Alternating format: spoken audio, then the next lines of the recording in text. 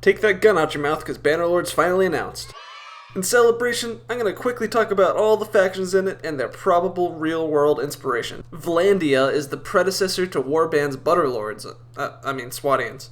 They originally came overseas as mercenaries, where the Calradic Empire paid them in land and butter to serve them. This part sounds kind of similar to the Varangian Guard in real life, who were essentially Viking mercenaries paid by the Eastern Roman or Byzantine Empire to serve as elite units. After the Calradic Empire fell, they declared independence.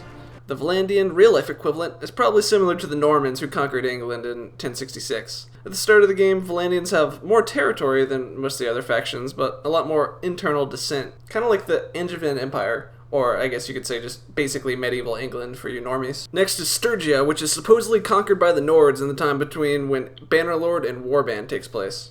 This means in Bannerlord they're basically partially Nord and partially Vagar. However, honestly, their current inspiration really just seems like extremely similar to the Nords from Warband. They're traders, adventurers, and are very warlike, very similar to the Northmen or Vikings from real life. They specialize in heavy infantry and mainly use shield wall formations. The faction is really more of a collection of tribes. They only elected a prince for protection from the expanding Calradic Empire. So this means the vassals tend to be very independent and rebellious to their ruler. Betnia is our first faction that's really entirely independent from Warband. By the time of Warband, it seems like they were probably all assimilated between Swatia and the Vagars. They are described as a mixture between medieval and ancient Celtic. Just like the real-world Celts, they were the original inhabitants of much of the continent.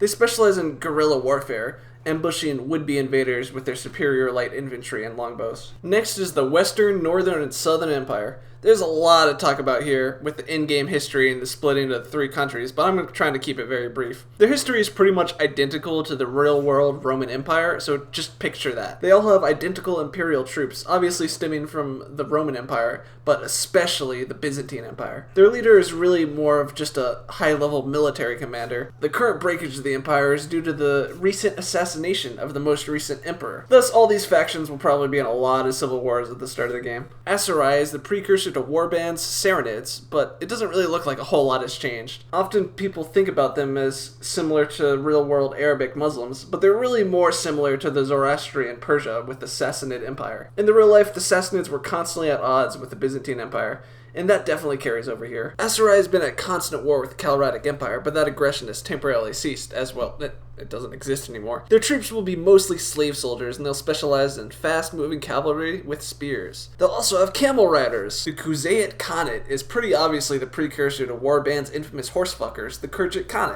In the Bannerlord world, they were not united until recently, as the Calradic Empire kept the tribes fighting each other by bribing or assassinating chiefs who tried to consolidate power. While the empire was losing power to the west, invasions from the even further east resulted in the tribes really needing to unite into a khanate to protect themselves.